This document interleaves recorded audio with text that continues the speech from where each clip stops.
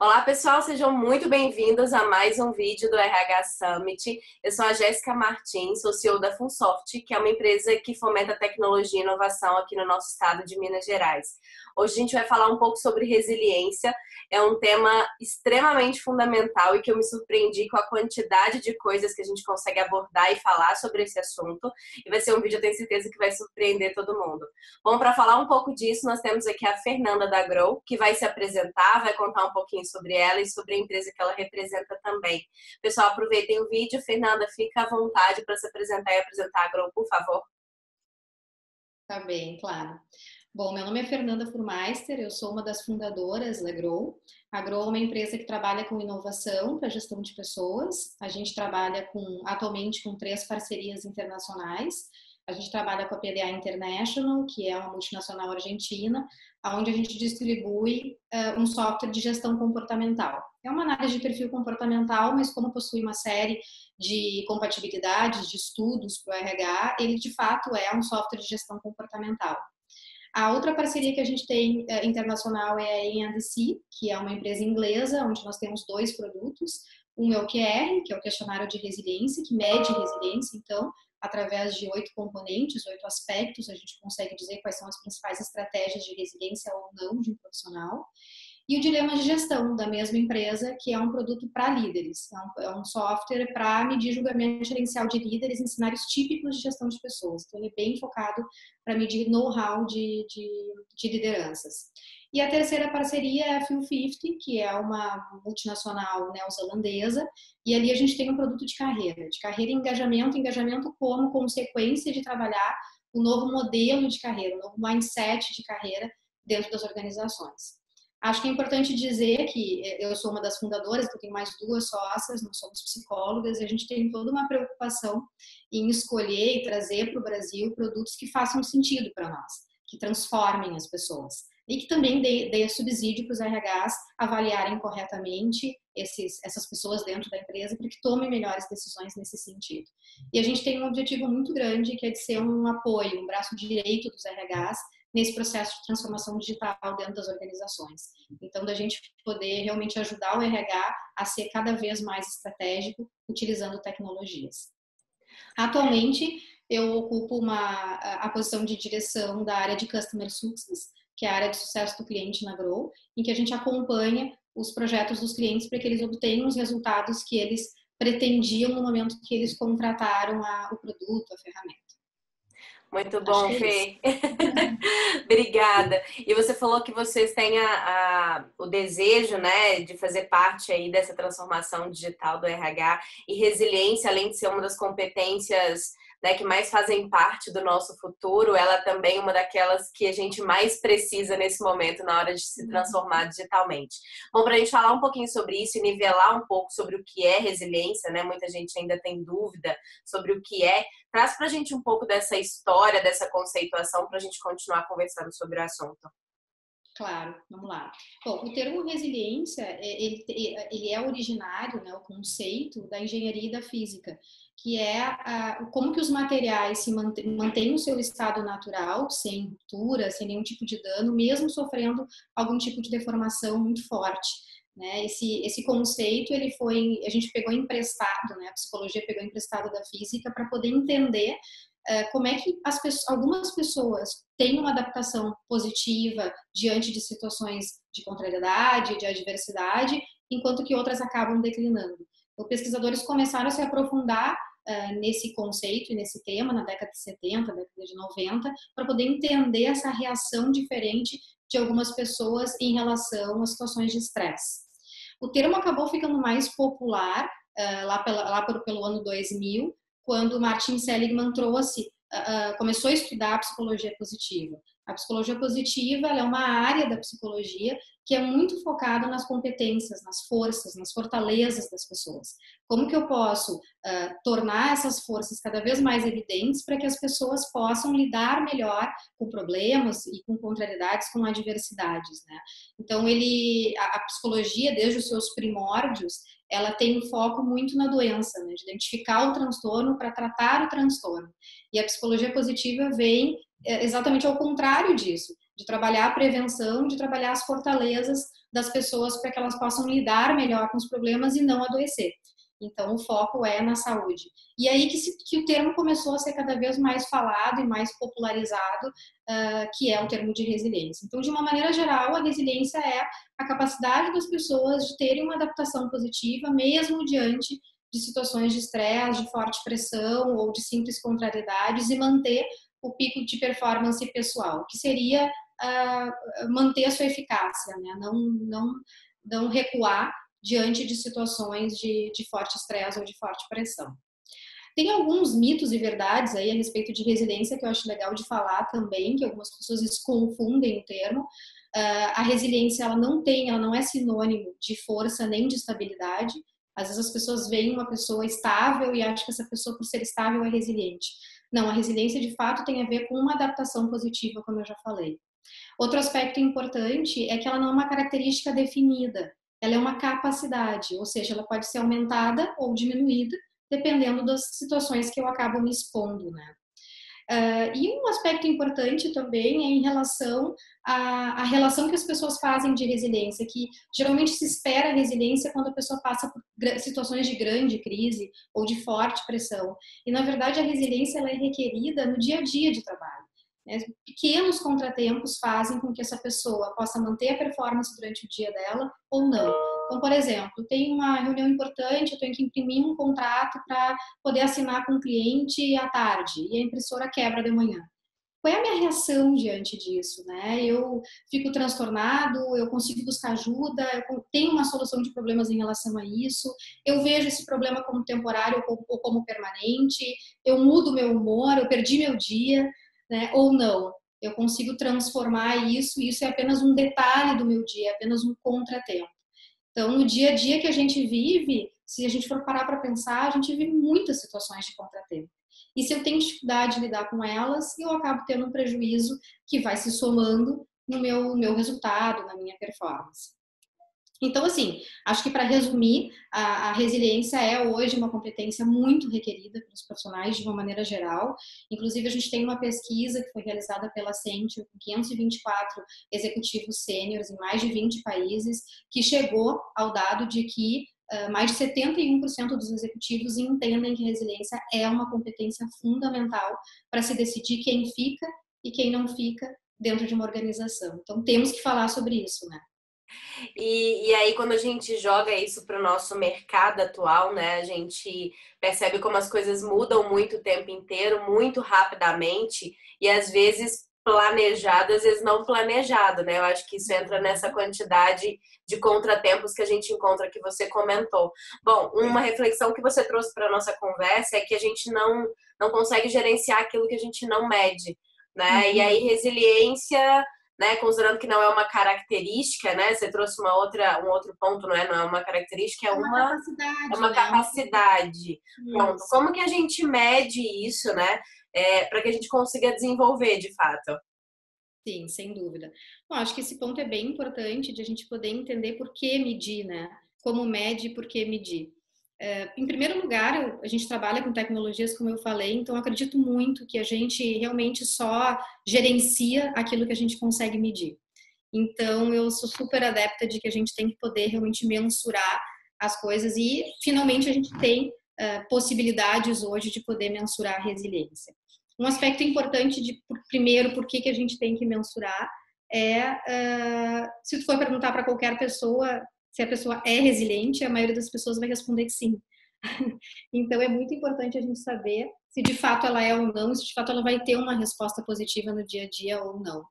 Eu sempre gosto de contextualizar dentro dessa questão que o ambiente em que a gente vive atualmente, tanto Brasil quanto mundo, mas vamos pensar no Brasil, a gente tem toda essa instabilidade econômica, né? A gente tem uma concorrência cada vez mais forte, a gente tem muitos desafios de uma forma macro para enfrentar.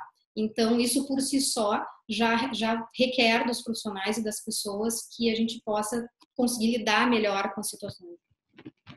Então, esse é um ponto importante de por que mensurar. Outro aspecto, trazendo para dentro das organizações, é a respeito do processo seletivo. A gente sabe que comprometidas, são mais satisfeitas, têm mais bem-estar dentro das organizações. Esse é um ponto. E o outro ponto a respeito de processo seletivo é que muitas vezes a resiliência acaba sendo decisiva no momento da contratação de um profissional. Então, vamos lá, se a gente tem um profissional que tem um perfil comportamental apropriado, que tem os requisitos técnicos, os testes de aptidões muito similares, muitas vezes a resiliência acaba sendo um grande diferencial de contratação desse profissional. É ali que vai ser o meu ponto decisivo, é ali que vai ser o meu ponto chave. Outro aspecto que eu costumo levantar é que resiliência atrai talentos. Então, no momento que uma empresa insere dentro do seu processo seletivo a avaliação de resiliência, ela também está passando a mensagem de que ela se preocupa com isso, de que ela se preocupa com o bem-estar das pessoas dentro da organização. E a gente sabe hoje que cada vez mais as pessoas vêm procurando trabalhar em empresas que se preocupem com elas. Então, em relação à marca empregadora, é um aspecto bem importante para ser levado em consideração. Eu já falei ali em cima, quando a gente estava falando sobre resiliência, mas é bem importante reforçar que resiliência entrega desempenho. Tem várias pesquisas desenvolvidas no mundo falando sobre esta relação, de que pessoas com alta resiliência são pessoas que entregam mais. Então, esse é um aspecto bem importante de ser reforçado. E, por último, eu gostaria de trazer a respeito de que o custo do estresse é muito alto. E a gente sabe que a resiliência é um grande amortecedor de estresse, de esgotamento.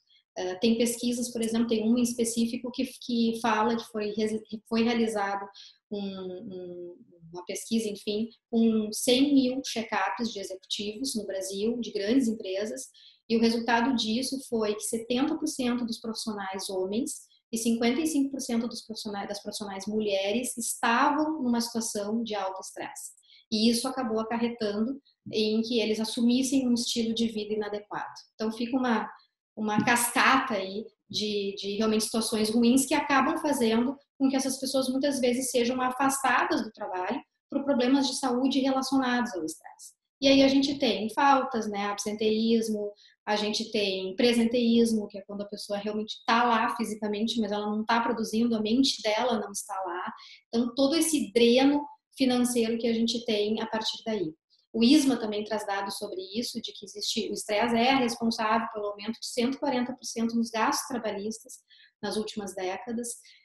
Então, isso representa, para você ter uma ideia, em torno de 3,5% do PIB do Brasil. Então, é muito, o dreno financeiro relacionado ao estresse realmente é muito significativo.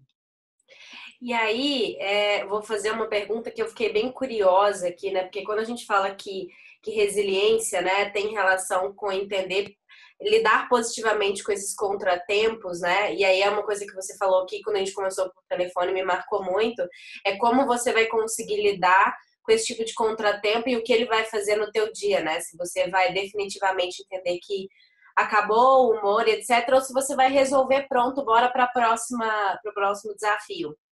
Qual é a relação da competência, da capacidade de resiliência com outras características do tipo o cara que planeja muito, a pessoa que é muito perfeccionista, que é muito pontual, que tem tudo muito organizado, né?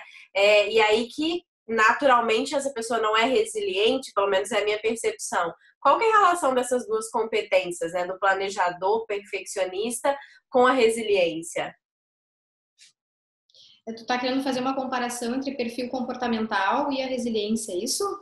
Talvez, alguma coisa assim, porque eu fico pensando assim, quem é muito perfeccionista, que quer as coisas muito bem enquadradas, normalmente os contratempos incomodam muito, né? As pessoas não podem sair da caixinha, né?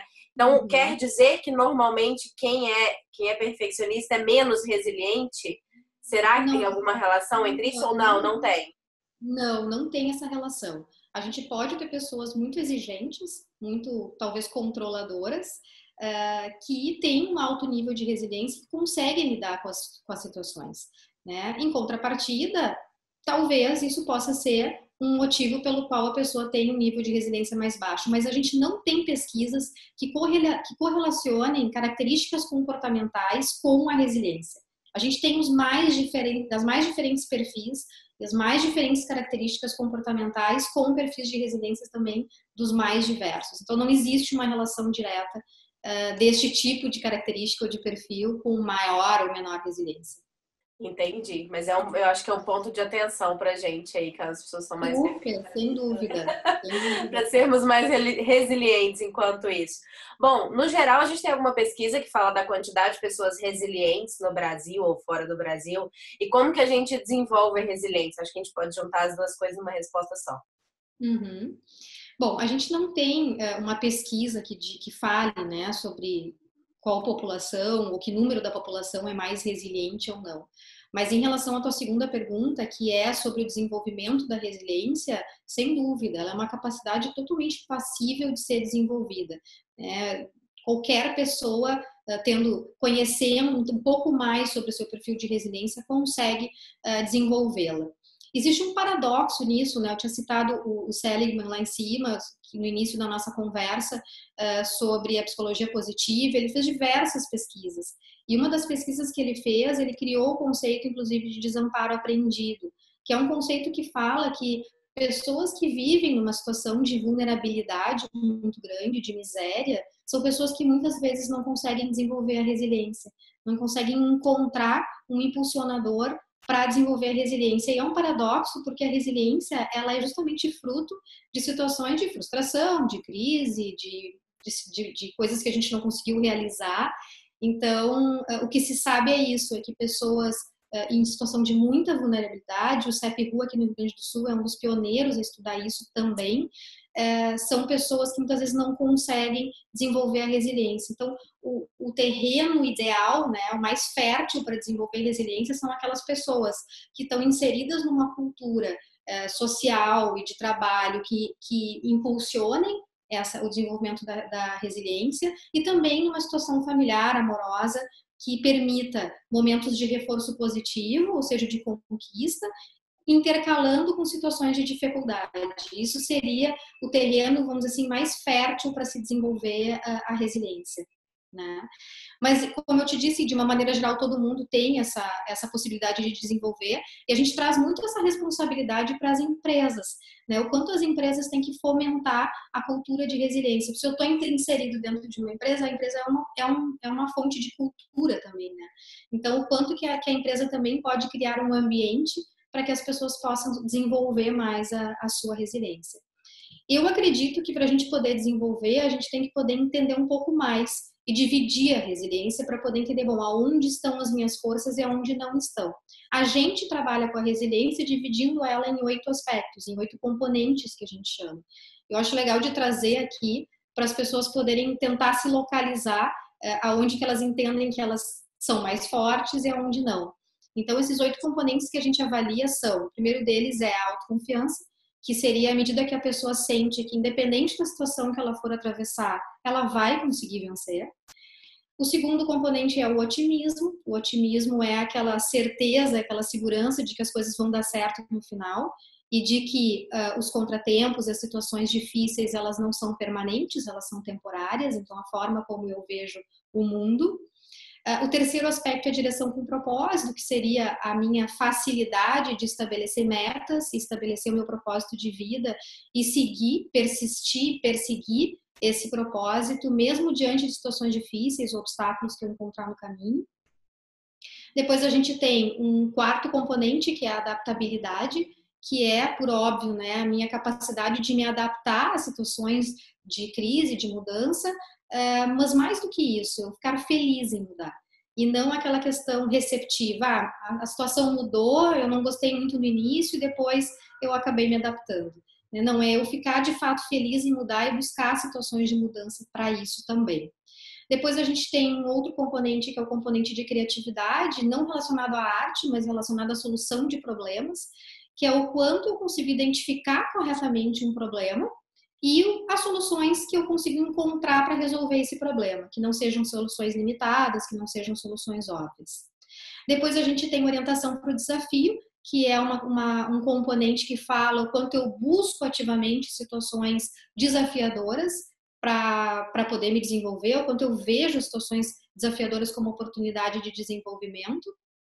O sétimo componente que a gente aborda e que a gente mede é o componente de controle emocional, que é o quanto eu consigo manter a calma e a tranquilidade diante de situações que me mobilizem emocionalmente. E por último, seria a busca de apoio, que é o quanto eu me sinto confortável ou não de buscar ajuda, né? O quanto eu me sinto confortável na situação de vulnerabilidade, de não entender que as respostas estão sempre dentro de mim. Então, entender que eu posso buscar nos outros essa complementariedade. Então, a gente entende que a gente podendo perceber aonde desses componentes eu tenho uma estratégia melhor de resiliência ou não, eu consigo desenvolver, eu consigo colocar esforços para realmente aprimorar esse componente. Só de curiosidade, existe eles têm pesos semelhantes ou não? Assim, um pesa mais do que o outro ou o peso é o mesmo? Só de curiosidade, aqui que eu sou psicóloga também, a gente fica aqui pensa, estruturando essas coisas, né? Não é sim ou não, tenho ou não tenho, né? Eu imagino que não é nada nesse sentido. Mas existe um percentual, né, um que sobrepõe o outro. Tem ou não? Não, não tem. Eles têm o mesmo peso, eles foram divididos de forma igual, eles têm a mesma importância. O que a gente faz geralmente é poder entender para quais posições determinados componentes são fundamentais. Quais são aqueles que eu não posso abrir mão para que a pessoa performe nesta posição. E aí esse peso acaba sendo colocado pela própria empresa ou pelo RH. Mas em termos da avaliação, não, nós não temos peso. Legal. Qual que é o perfil mais comum de resiliência? Existe uma predominância? Olha, a grande maioria da população, ela acaba mesclando, né? Alguns componentes altos e alguns componentes de médio para baixo. A gente tem uma régua ali que a gente mede de 1 a 10, que seria a pontuação de cada um dos componentes. Então, a grande predominância seria alguns componentes de 3, 4 a 5 mais altos e alguns mais baixos, que seriam as principais estratégias dessa pessoa, então, para poder performar bem. E aí, claro, tem pessoas menos resilientes, que são pontuações ali de 1 a 4, e pessoas mais resilientes, que são pontuações de 5 a 10, que aí dentro da mesma lógica da gente poder peneirar talento, né? Então, não é todo mundo que vai ter uma resiliência alta, a gente vai ter que justamente poder ir atrás daquelas pessoas que vão ter esse perfil mais elevado, mais alto. Entendi. Dentro da mesma lógica do que você me contou aí, né, que normalmente é a empresa, é o RH que faz esse balanço de quanto, né, cada componente ele tem que ser mais alto ou mais baixo, eu imagino também que existam pesquisas ou algum direcionamento falando sobre as posições, né? Então, quais componentes, né, são mais fundamentais para alguma posição ou outra? Traz pra gente um pouquinho dessa expectativa.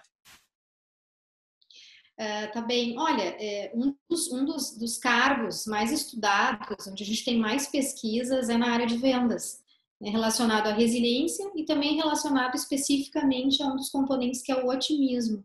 Então, se sabe que vendedores que têm um otimismo mais alto são vendedores que performam melhor, né, que fazem melhores negócios, né? Assim como alguns vendedores podem declinar diante de um não, outros vendedores que têm otimismo mais alto podem ver um não como o início de uma negociação. Então, realmente é uma perspectiva diferente quando esse componente é mais alto. A gente, inclusive, tem uma pesquisa da Wharton University que traz que os vendedores que têm otimismo como um componente alto, eles vendem 35% a mais do que aqueles que não têm esse componente. Isso é muito significativo, né? E geralmente esses vendedores que performam melhor por conta desse componente, eles representam 20% da equipe de vendas, mas em contrapartida eles representam 80% desse faturamento. Então, é realmente uma área que tem que ser ainda mais estudada. Inclusive aqui na Grow a gente fez, diante desses dados e algumas pesquisas, outras pesquisas que tinham sobre otimismo, a gente fez uma com um cliente que é do ramo imobiliário, para poder confirmar isso, porque eles tinham uma dúvida muito grande de, bom, por que eu tenho, diante da crise que a gente tem vivido imobiliária aqui, por que eu tenho profissionais que continuam performando mesmo nessas condições adversas do mercado? E aí a gente sugeriu da gente poder aplicar um questionário de resiliência para poder entender isso. E se comprovou, né? Aqueles profissionais que performavam mais realmente tinham o eixo, esse componente do otimismo mais alto. E tem outras pesquisas sobre isso, inclusive tem um vídeo que fala sobre o livro O Jeito Harvard de Ser Feliz, que é um livro que estudou mais de 1.200 alunos de Harvard para poder entender a relação de felicidade e de sucesso, né? E o autor passa o livro todo tentando justificar que a felicidade vem antes do sucesso, não o sucesso antes da felicidade. Quando eu comprar algo, quando chegar a determinada posição, eu vou ser feliz, e na verdade é o contrário. E aí ele traz que se eu aumentar os meus níveis de felicidade e de otimismo, eu vou ter um aumento significativamente também maior dos meus resultados. E aí a MetLife, que é uma empresa de seguros, pegou emprestado então esse referencial e resolveu fazer um teste AB lá com seus vendedores, no momento do processo seletivo. E acabou contratando o grupo A apenas pelo seu nível de otimismo. Mesmo que eles não fossem bem nos testes de aptidão da empresa, eles foram contratados pelo nível de otimismo. E o grupo B se manteve dentro do processo que eles já tinham anteriormente, apenas com testes de aptidão. E o resultado disso foi que no primeiro ano, esse grupo A, que foi contratado apenas, exclusivamente pelo otimismo, acabou vendendo 19% a mais do que o grupo B, e no segundo ano vendeu 57% a mais. Então, realmente, a gente consegue fazer relações bem importantes e bem significativas de algumas posições em relação à resiliência, e nesse caso, em relação ao componente específico, que é o componente do otimismo. É incrível o quanto que conhecermos bem as pessoas de fato faz com que a gente gere resultados para o nosso negócio, né? Porque se a gente não se atenta a esse tipo de capacidade, se a gente não mede essa capacidade, não fazemos correlações, a gente fica se perguntando por que a gente não vende, por que a gente não performa, por que a gente não consegue chegar perto do concorrente, e a gente não pega todas essas informações para conseguir colocar isso em prol, né, do nosso negócio. E aí, né, eu acho que encaixando um pouco na próxima pergunta, como que você percebe as empresas utilizando a resiliência de fato como um instrumento, né, medindo isso em contratação, em promoção? Eu particularmente já vou trazer a resposta a essa pergunta que nem era para mim, mas eu vou dizer assim, que surpreendentemente eu não vejo as pessoas medindo resiliência, né? Eu sou da área de RH, trabalhei, né? Hoje já não estou tanto na área, mas há quase 12 anos, e eu nunca medi resiliência, não dessa maneira, não como uma capacidade, não olhando para todos esses componentes, né? E eu não vejo as pessoas falando disso também, por isso que eu acho que eu fiquei tão surpreendida, né, com todo o conteúdo que eu sabia que você traria aqui hoje, porque eu acho que isso é extremamente rico para as empresas, isso muda o patamar, como foi da MetLife, por exemplo, né? Vamos começar a medir otimismo, vamos começar a medir resiliência, enfim. Vocês que estão dentro, definitivamente, desse contexto, como você percebe as pessoas utilizando ou não a métrica da resiliência? Tu tem toda a razão. Realmente tem sido utilizado pouco. A gente sabe, a gente tem pesquisas que nos trazem a informação de que mais de 70% dos profissionais de RH entendem a importância da competência, a importância de medir, mas na prática acabam não medindo, acabam não incluindo isso dentro do processo seletivo, do processo de acesso, né? Assim, eu vejo de duas formas. Eu acho que tem um aspecto de que há muito pouco tempo atrás a gente não tinha recursos para poder medir a resiliência e, por óbvio, isso acabava ficando numa avaliação subjetiva, vamos dizer assim. Mas eu acho que tem um outro aspecto bem importante, mais amplo, que é realmente a falta de investimento para a área de RH. A falta de budget mesmo, a falta de valorização de uma área que é responsável por um dos maiores ativos da empresa, que são as pessoas. Então, o que eu encontro junto aos meus clientes é uma dificuldade muito grande de aprovação, de utilização de tecnologias dentro do RH. E é uma pena, né? Eu acho que isso é uma tarefa, uma missão nossa, de a gente poder estar ajudando os RHs a fazer essa apresentação desse tipo de projeto dentro das empresas, porque a gente, como os resultados que eu acabei de citar, isso acaba tendo um impacto direto nos resultados da empresa também. Então, além disso, né, somado a isso, essa questão da falta de investimento, etc., a gente também tem uma responsabilidade de poder ajudar os RHs a também mudar esse mindset de utilização de tecnologias dentro das avaliações. A gente tem, por exemplo, fora do país, centros de assessment, né, em que um profissional não passa para outras etapas, seja no processo seletivo, ou seja, em promoções internas, se ele não passa por 5, 10 avaliações dentro desse processo de assessment. E aqui, muitas vezes, as empresas se restringem a utilizar um produto só quando usam, por exemplo, uma análise de perfil comportamental, que é excelente, que é precisa, mas não é só isso. A gente tem que entender que o ser humano é complexo. Não vai ser com uma análise que eu vou conseguir chegar a todas as conclusões a respeito desse profissional. Então, a gente tem algumas transformações aí que a gente tem que fazer nos profissionais, tanto de RH quanto nos gestores, em relação aos investimentos em pessoas, na minha opinião. Eu acrescentaria um terceiro, viu, Fê? Que eu acho que as pessoas, elas, né, quando você falou assim, os RHs, eles falam que entendem, né, só que na prática não conseguem medir isso. Eu acho que não entendem. No geral, não é só RH, não. Acho que as pessoas, de maneira geral, não entendem o conceito, não sabem o que é resiliência, não sabem como ela é aplicada no dia a dia, não sabem como isso muda, né? Então, assim, eu acho que trazer um pouco desse conceito para dentro da conversa do RH, eu acho que é fundamental, né? Porque você entende a importância, entende o impacto, logo você começa a medir, começa a entender, e isso eu acho que faz toda a diferença.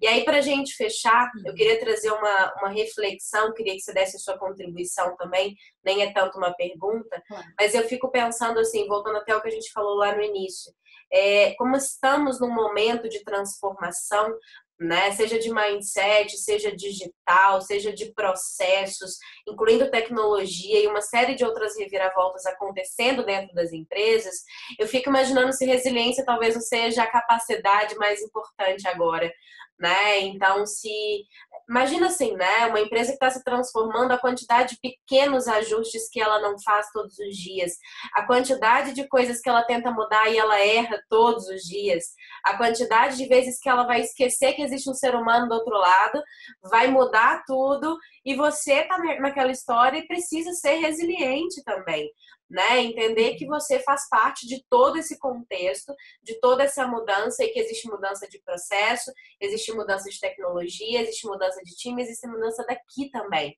né? E eu acho que desenvolver a capacidade de resiliência faz todo sentido agora, né? E talvez, né, não tinha isso nem pensado nisso até te ouvir completamente, mas será que então, para a gente conseguir se adaptar, né? Porque muita gente pergunta, bom, como que eu consigo me adaptar a esse novo mundo, né? Será que desenvolver, então, medir e desenvolver a sua capacidade de resiliência não é a primeira coisa que você tem que fazer? Você acha que talvez seja esse um caminho positivo, Fê, para a gente conseguir lidar com tanta transformação? Sem dúvida, e não é à toa que eu sou apaixonada pelo tema. Que eu sou apaixonada pelo tema de resiliência e sou apaixonada em a gente por estar vivendo esse momento em que a gente também consegue entender um pouco mais, medir a resiliência e a partir daí então transformar, fazer com que as pessoas se tornem mais resilientes e encontrem mais bem-estar e mais satisfação no seu ambiente de trabalho. Não tenho a menor dúvida que essa é a competência do futuro e que a gente tem que estar com os olhos nela, né, tanto as pessoas individualmente, no sentido de buscar conhecer qual é o seu perfil e poder realmente desenvolver o seu perfil de resiliência, quanto das empresas. Então, as empresas que estiverem investindo nesse tema, medindo resiliência e trabalhando a cultura de resiliência dentro das organizações, vão ter um resultado muito realmente diferente, né? Vai ser um grande diferencial competitivo das empresas que estiverem investindo nesse tema. Eu não tenho dúvida disso. Que bom, e os RHs ou áreas de inovação ou gestores, enfim, que estiverem conduzindo um processo de transformação dentro da sua empresa, que tal colocar aí no cronograma o primeiro item ali, medir resiliência, né? Entender o quanto que a sua organização está preparada para isso. Fê, muito obrigada, um conteúdo absolutamente rico, adorei te ouvir, foi muito legal, espero que seja legal também, as pessoas entendam e seja complementar a todos os conteúdos que a gente está abordando. Deixa a tua mensagem final, como as pessoas podem te encontrar, seja no LinkedIn, por e-mail, como você achar melhor, por favor. Tá bem, estou totalmente disponível para a gente tratar do tema, conversar, dúvidas, esclarecimentos, até por ser um tema e um conceito que as pessoas ainda estão conhecendo. Então, queria me colocar totalmente à disposição para isso. Meu perfil no LinkedIn, podem buscar por mim, Fernanda Furmeister. Meu e-mail, que é fernanda@growgp.com.br. Estou totalmente à disposição para trocas. Muito bom, Fê. Obrigada. Tchau, tchau, pessoal. Até o próximo vídeo.